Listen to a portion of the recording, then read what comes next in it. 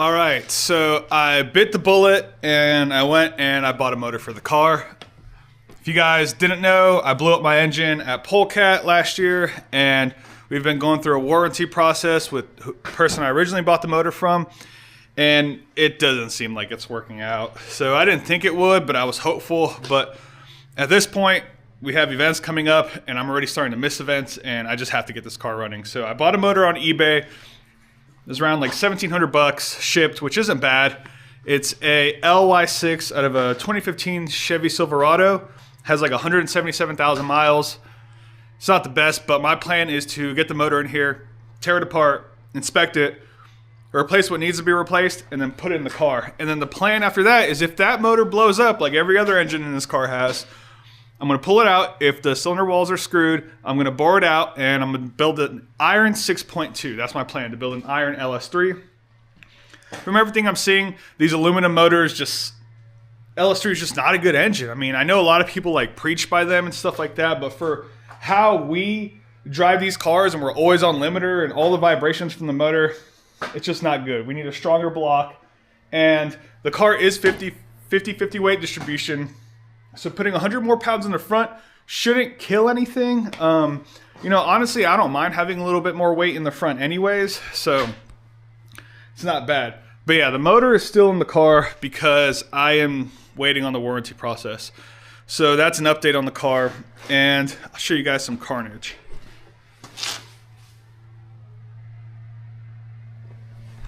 Destroyed. So right now what I am working on is I'm actually scripting another video, and it's going to be a video about planning and budgeting and packing and really my thought process in going drifting. So I'm going to make this video. Hopefully it helps other people out too who are trying to go drifting or wanting to go drifting, or they got to figure out which events to go to. That's what I'm working on right now, on top of doing little things on the car. Also, another thing I'm working on is getting internet into my garage. So don't have internet in the garage. The internet company wants to charge me like $70 plus bearing a cable, which is like $1,000 to do it all. So I've been researching ways to get internet to the garage, and I think I figured out a way. Most of the parts should be here today, so when it gets here, I'm gonna start installing it, and then the rest of the parts will be here tomorrow. So once I get internet in this garage, I will be live streaming more in here. Twitch, here on YouTube, maybe Instagram, maybe TikTok, but really just Twitch and YouTube. Because what I want to do is, this is the first engine that was in this car, the engine that originally came with it. I rebuilt the top end, and then it blew up. So my plan was to live stream me tearing apart this engine, going through it, answering any questions and things like that. I think that'd be really cool. It shouldn't take too long to do it, and it'd be nice to do like a Q&A session. While I'm tearing this down, you guys could be asking questions or talking trash or really whatever. So, that's just something I've kind of wanted to do for a while now, and I'm just working forward on facilitating it. The only way I'm able to make any of this happen is because I sacrificed my dream car that I had, my FDR X7. I sold it, and it gave me enough money to start working on all this stuff. So last year I'm gonna make a video on this too, but last year I took a really big risk. I maxed out credit cards, hired a media team and everything, and the best way to put it is the things that were expected never happened. So I expected to have a lot more content coming out, to the fact where we can use this stuff to show companies that next year we can do it, right? So like last year my plan was to make all this content and do really cool stuff, and then build a good basis on what we needed, and then me and the team would start pitching that to companies for 2025. Being like, hey, this is who we are, this is what we do, these are our plans. It'd be really cool to have you guys involved. And I'm not just going to reach out to any companies. It's only companies that I used or I trust. I'm not about like getting a sponsorship, or not even a sponsorship, a partnership from a company that I don't use or I don't really care for. So I had the situation happen with a couple dash cam companies, and I'm like, I've never used your product, and things like that. Also, I've had people send me out products for their car to put on my car, and I really do appreciate that because I love free parts, right? The problem with that is I need to install it on the car, and then I really need to drive it and test it. You know, like if I truly believe in the product, then I will gladly tell everyone about it and stuff like that. And you know, there are parts on my car, like especially like my stage wheels. I've got one up there that cracked, and I don't know if you can see that crack, but that wheel cracked, and I drove on it for thousands of miles without knowing it was cracked. This wheel bent. Regardless, what I'm trying to say about stage wheels is that they take the abuse they need to take. I will stand by stage wheels and preach stage wheels, and I love the way the Monroes look too. But that's just an example, not sponsored by Stage Wheels. That's just me talking to you guys about stuff like that. But anyways, I was able to sell my FD and get all the money to be able to do all this, right? Is that where I was at? I don't even remember anymore now. But so now I have the money to start focusing on actually live streaming and putting more money into content and putting money back in the car and putting money back into the program. So, I lost my train of thought. Anyway, oh yeah, last year, risks. Man, I just need to make another video on this. This is just a very loose video. But yeah, that's the plan. So what I ended up doing yesterday was I actually sat here and pretty much like scripted and outlined a YouTube video in my notebook, just trying to like help people out. I explained a little bit about it earlier, but yeah, but actually what I'm doing right now is I'm shipping out stickers. So thank you to Caitlin. She bought some stickers off the website, and y'all are the best. I have not promoted this website because it just feels weird asking for people to buy stuff, but I really do appreciate everybody who has found the website and has seen the stories and have gone and bought a sticker. So I was trying to write like a handwritten letter to the first person who bought one, which was Carter, and I literally wrote it like 3 or 4 times, and my handwriting's terrible. I'm actually trying to do better at handwriting because we're so used to texting and typing and stuff like that. So I ended up typing a letter to Carter. So what I'm doing now is I'm typing one to Caitlin too. So, you know, try to make it a little bit personalized too, based off of our conversations that we have online. And even not, you know, maybe if y'all buy a sticker, I'll, you know, stalk your page and see what you have. I don't know, start a combo or anything. But anyways, what's included in those is one of these. So if you look at this box here, we bought, I don't know, I think it was 500 of these. And the goal was to have people, what was it? Oh yeah, to, you find this card and you win a ride along and gear. So let's see if the camera will focus on it. Not really, but anyways, so these were cool. And the problem is that we made these for an event, and it was like the rebirth of the RX-7, I guess. You know, we only drifted Grid Life a couple times, and the car was freshly painted, and I had a lot of plans, and yeah, made 500 of these, and we only passed out a few of them. Anyways, I'll be including one of these with every sticker or purchase, just to have some history. And the reason why we only had 500 of them, or we have 500 of them, I never was able to pass them out, because that's the event my car got totaled at, and then yeah, I freaked out, and people were telling me to chill out and stuff like that. But it's crazy. But then Denofa can go in an FD event and talk trash to people, you know. But me freaking out for somebody totaling my car who wasn't even supposed to be on track. So that's the thing too. So I gave the flagger a 1, and the guy behind me a 1. But for some reason, he wanted to be a hero and still chase me down and get on my door. And my tires were bald.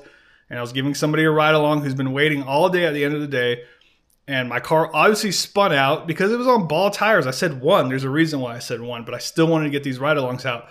We spun out, and literally I saw this dude enter the corner sideways. And I'm like, is he going to stop drifting? Like, I'm literally spun out on track, and dude runs right into me. It was crazy.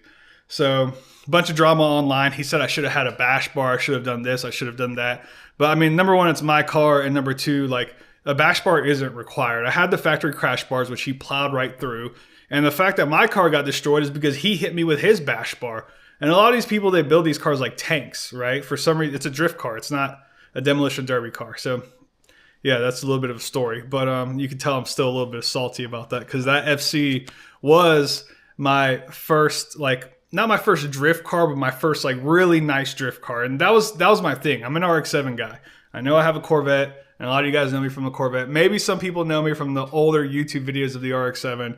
But yeah, I'm still a little salty that somebody totaled my car back then. But it's cool. It led into me getting the Corvette, and honestly, I wouldn't be doing the things I'm doing right now without the Corvette, because I'm able to drive that thing everywhere. That RX-7 was haggard, so you know, maybe it was a good thing in the long run. Just looking back on it, you know, it was good. Thanks, Guy, for totaling my car at that event. All right, so yeah, I'm gonna get back to it, and I'm gonna package all this up, and I'll show you guys the steps, and then that should be it for this video. All right, so here is the letter I wrote to Caitlin, and this is my ghetto. Don't judge me for the mess and everything, but this is my little ghetto printing setup. So it's gonna go file, let's see, print, and we're just gonna print that real quick. Yeah, and then next what I'm gonna do is I have to change the printer sizes for everything. And then this is like one of my test sheets, so I'm gonna take this and I'm gonna stick it in there and make sure it prints correctly. And then I have a whole box of envelopes, and I'll shove this in there and print off that. And I'll package everything up. Okay, I got that done. I folded this up. This is very crude, I'm sorry, Caitlin.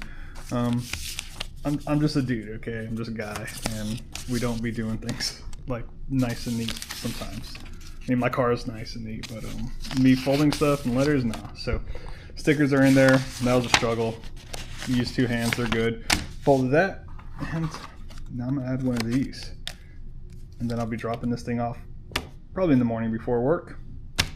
And yeah, thanks again, Caitlin. And yeah, if you guys want, it's on the website. I know the link is in my Instagram bio.